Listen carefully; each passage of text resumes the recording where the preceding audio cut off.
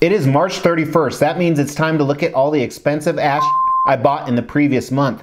I bet you're wondering, with the pandemic going on, did you actually blow all your money? Of course I did. The media says I'm going to be dead in a month anyway.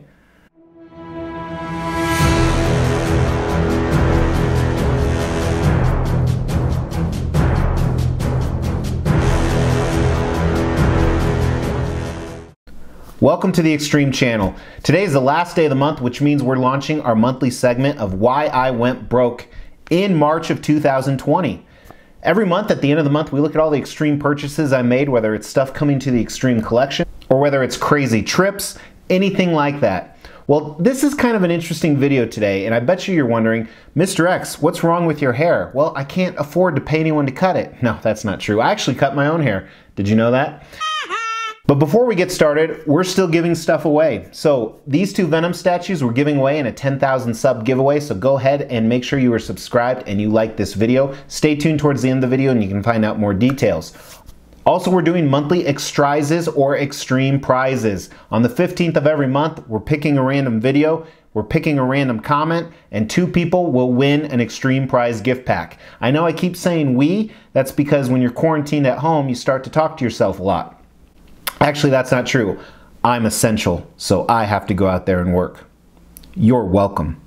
But today is going to be kind of an interesting segment, and I bet you're wondering, did you continue spending money, Mr. X? Well, before we get started, I'm kind of in a quandary. That's a predicament, an impasse, a difficult situation, a pickle, a little bit of a pickle, because I have 2 different factors going on. Number 1, with the pandemic, you have to worry a little bit about the future, not only from a stock market perspective, but a business perspective. Some people don't have jobs right now. What's going to happen with the economy? Am I going to have money tomorrow? Thankfully, they postponed tax day for 3 months. But then on the other hand, you are spending more time at home, whether you're working or not, because you can't go out, you can't do other things. So you're stuck at home and you're surfing online looking for ways to piss away your money. Then all of a sudden, because everything was shut down for a month or 2, especially over in Asia, now things are back up and rolling. Everybody wants their money. I spent probably $10,000 to $15,000 in the last 2 weeks just on payments and shipping. So thankfully, some new stuff is coming in. So with that being said, I still went a little crazy, but I also practice hashtag restraint. So today's video, we are just going to look at some extreme collectibles that I purchased. I have nothing else really planned because I don't know what the world's going to be like. I actually had a vacation you'll hear about in the video tomorrow. Make sure to check that out, Extreme Expos. It's about everything that's happening in April that I had to cancel. Another vacation coming up, don't even know if I'll be able to go. But let's start off with the collectibles that I really, really wanted and I didn't buy. We call that hashtag restraint on this channel. And this is mainly because of I'm a little unsure where the world's going. Unfortunately, I have some Sideshow Rewards just burning a hole in my pocket. I got like $1,500 worth, but I want my damn Shockwave statue to convert. This isn't part of the video at all, but I'm just venting and showing you how awesome this statue is because you guys know I've gone down the Transformers hole. But some of the pieces I really wanted that I didn't pull the trigger. Let's look at those. First is from Prime 1 Studios, the Sengoku Predator. This looks awesome, and I have almost all their other Predator pieces on order, but I haven't seen some video of this, so I really want to see that first. This may or may not join the collection, but my God, you add samurai to anything, and it's awesome. Also from Prime 1 Studios is their new Doom Eternal statue. I didn't want to do $2,000 on a quarter scale statue. I believe this is quarter scale, and I've never played the game, even though this looks awesome, and it actually makes me want to play the game. Kind of a funny story on that. I've seen a few videos of the game and it looks awesome. So I called my 12-year-old son while I was at work the other day and I was like, hey, have you seen this game? He's like, no. I go, check it out. Because if he wants to buy it, then I can convince Mrs. X. Yeah, I'm not a gamer, but another piece, a bunch of people have been reviewing this, is from Pure Arts. This is also from a video game that I've never played. This is Animus Altair, which I have no idea what it's about, but this statue looks amazing. I've seen quite a few different reviews and pictures. This one I almost pulled the trigger on like 5 times, especially since it's on Sideshow's website and I can get it for free essentially with my rewards. But in the end, I practiced that hashtag restraint and I'm very proud of myself. Another piece on Sideshow's website, this Berserker piece right here. I have a Guts Bloody Berserker and that's about it with that collection, but this one I just love the base. I was actually looking at some of the videos of her And I'm worried about the nudity on her. I don't like statues that show nudity, and I believe this one does. So I think for that reason, I ultimately practice #restraint. Another category we recently added to this video is cancellations. Well, thankfully, there were only 2 cancellations, and they were kind of companion pieces. But I actually canceled these 2 pieces from Prime 1 Studios. I got a shipping delay, and I just don't want them anymore. That's just the realism of it. These are the life-size Predator hands. I have one Predator bust, and I don't think it'd go very well with them anymore, even though they look awesome, and I figured it's a way to save some money.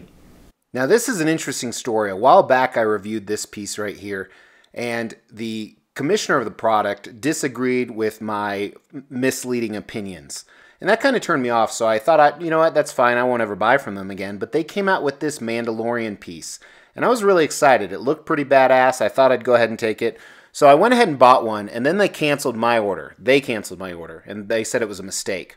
Well, they raised the ES, and once again, I purchased it, paid for it, and they canceled my order again and said it was a mistake. That's just an interesting story I'd like to share with you guys. Now, before we start into these, stay tuned towards the end of the video, not only for that Venom statue information, but I'm going to give you some helpful buying tips in this type of economy with unknowns going on. Now we're going to dive into Extreme Collectibles that I bought. Some of these I've already received, and that's the case for the first 2. As you guys have probably seen the review, I first bought the Prime 1 Studios Generation 1 Optimus Prime statue. I got this on eBay for a steal. It was about 35% off retail. Very happy with the purchase. I actually just moved him the other day. And I got the counterpart of Megatron, also from the same seller. Another piece, I've already reviewed this, is that Sideshow General Grievous Premium Format statue that I got on eBay. I kind of had some disappointment or some #regret on this, but it is cool in person. A lot of these you're going to see are kind of secondhand purchases. That's the case here. This is the Elite Creature Collectibles Reaper statue. I've already reviewed this. I got it in. Unfortunately, it was broken. That is what it is. A lot of broken pieces lately. Makes it even more disappointing. A personal rail of mine was the Sideshow Scout Trooper on Speeder Premium Format. Star Wars statue that people desperately seek after. Got him. This is when nothing was going on. No new POs were going up, but very happy to have him. Next is a custom 1/4 scale Violator statue. Very excited about this, even though I'm not a big Spawn fan. This is a Spawn companion piece. I actually have 2 unbelievable Grail Spawns coming. One of them I'm going to talk about here and tomorrow. And they both have Violator on the base, but this just looks so badass by itself, I had to pull the trigger. Another one, I cannot show any pictures, but here's just a internet photo I took. I purchased a 5th custom Iceman. I don't know why I purchased 5. He's not my favorite character, but I am now going to have 5 custom Iceman. This next one actually arrives in a few days, and there's a long-ass story behind this I will talk about in detail with the review, but can't wait to get this. It's something really exciting with the whole project that's going on.